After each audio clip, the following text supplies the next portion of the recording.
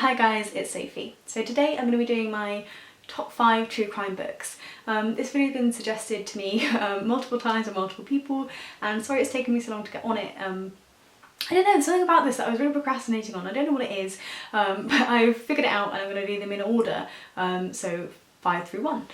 Hopefully you enjoy this. Do let me know what your top 5 true crime books are down below, because I want to read all the true crime.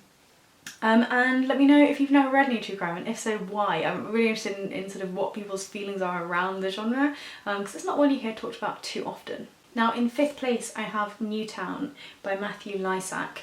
This is a book which focuses around the shootings in Newtown and the deaths of the children who were going to school at the time.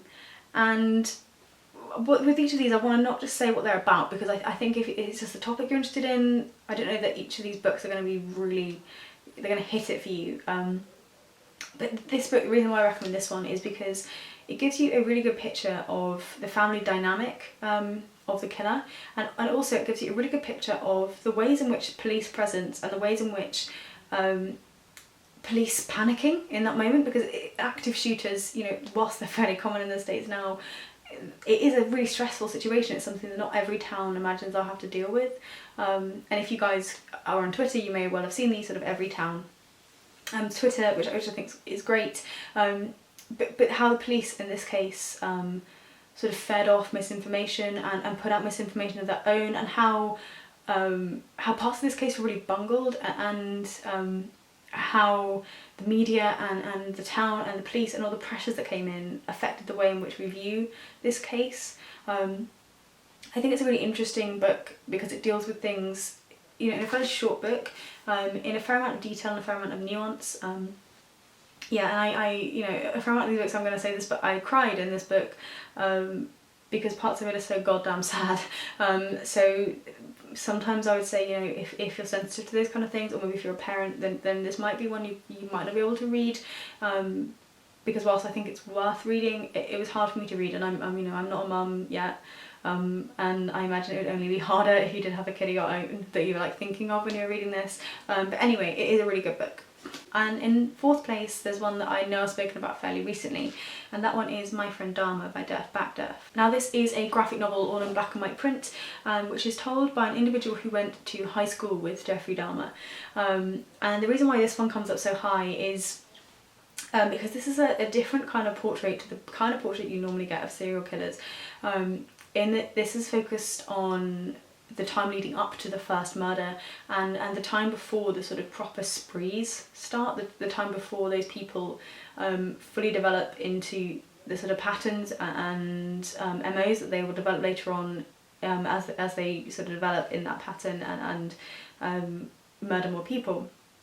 And the reason why I think this graphic novel is so interesting is because it talks about Dahmer as a young boy, and it talks about the kind of things that were going on in his head, or the kind of things you might imagine were going on in his head, about being gay, about dealing with these awful images in his head and these fantasies, and not knowing what to do, not knowing how to stop himself from wanting to do what he was doing, and the kind of things he did that, you know, we see as very horrific things, and they are, but sort of animal mutilation and sort of very early drinking, but that these are ways of him coping with his fantasies and the darkness that's in him, and how Dahmer I see very much as someone who should have sought help, and who, if adults had intervened in his life, may not have turned into the kind of monster that he was in real life.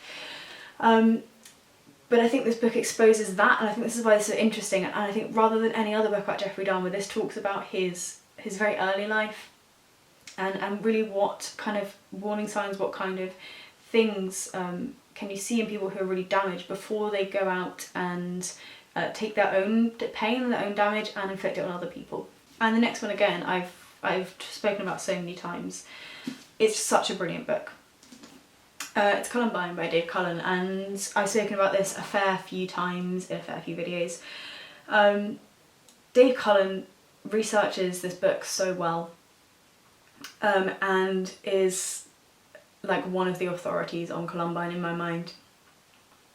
He spends the time on this book, and I think this is why this is like in my 3rd place, because I think to have a really strong true crime, you need to have someone who is empathetic and someone who is also really detail orientated. And Dave Cullen, I think, in terms of the understanding and the entirety of a crime, his take on Columbine is genuinely impressive in its scope. And I think pretty much everyone I've spoken to who's read Columbine would agree with me in that there is something quite unique and valuable in the way he writes this book, and really just sort of explains matters without falling into that sort of glorification side or the sort of woe is me. I think it's really balanced and just really interesting. You know, this is a really high book for me in terms of books I've read ever, and you can tell sort of how much I like the top two, because this, you know, I really love this book, and I push it into anyone's hands who's vaguely interested in true crime. As weird as it sounds, this could be a kind of good starter book for those who are just getting into the genre, though I know that's kind of a weird thing to say, but if you've never read any before, and you'll know Columbine, it's in massive in sort of pop culture and references, then this is a really genuinely well done book, and I think a good balanced image of what happened at that school. Now, number two, I don't actually have an edition of, which I really ought to, right? Because I really do love this book. I've read this so many times. This is easily the true crime book I've read the most. And this is The Stranger Beside Me by Anne Rule, and I'll put a picture up there for you. This is a book which talks about the life of Ted Bundy.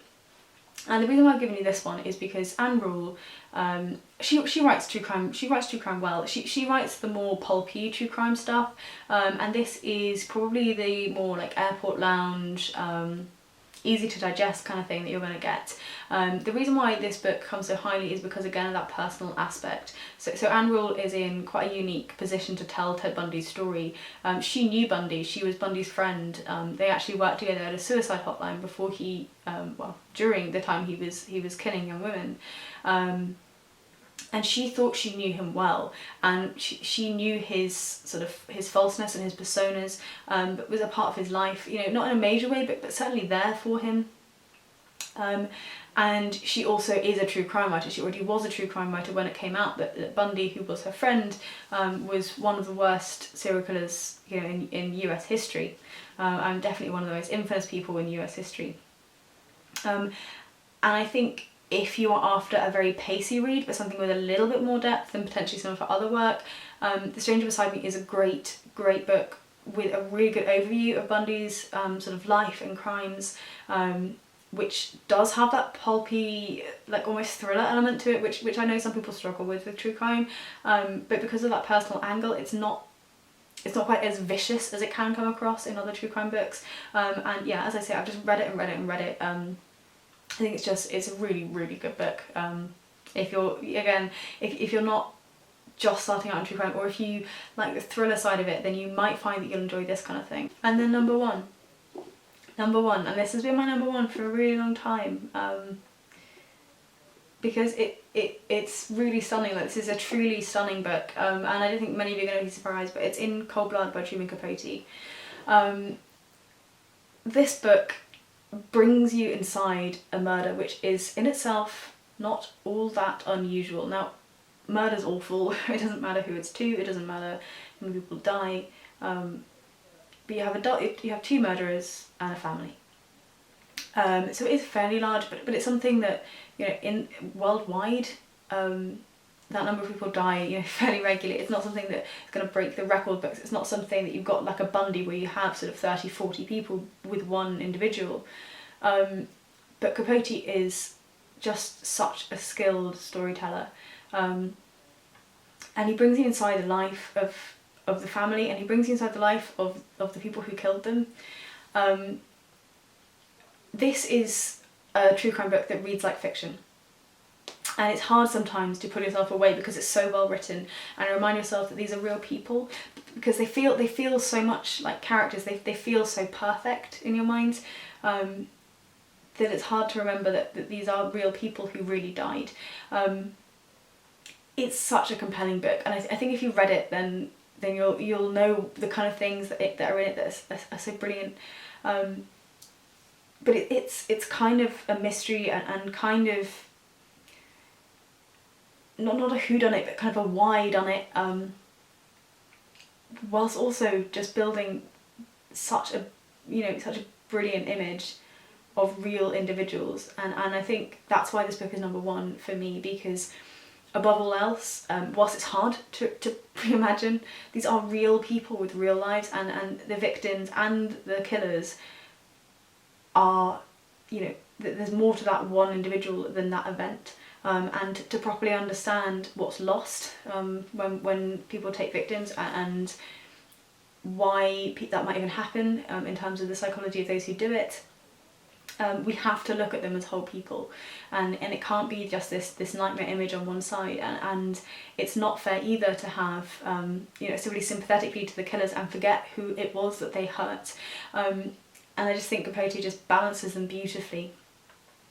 This is, you know, absolutely my favourite true crime book of all time. It's one of my favourite non-fiction books I've ever read, and it's one of those things where if you like well-written books, full stop, of whatever kind, then you need to read in Cold Blood by Truman Capote. Like, you need to just have read this. It doesn't matter whether like true crime's not your thing, and you can tell right now like how much I am blathering about this, how much I want people to read this.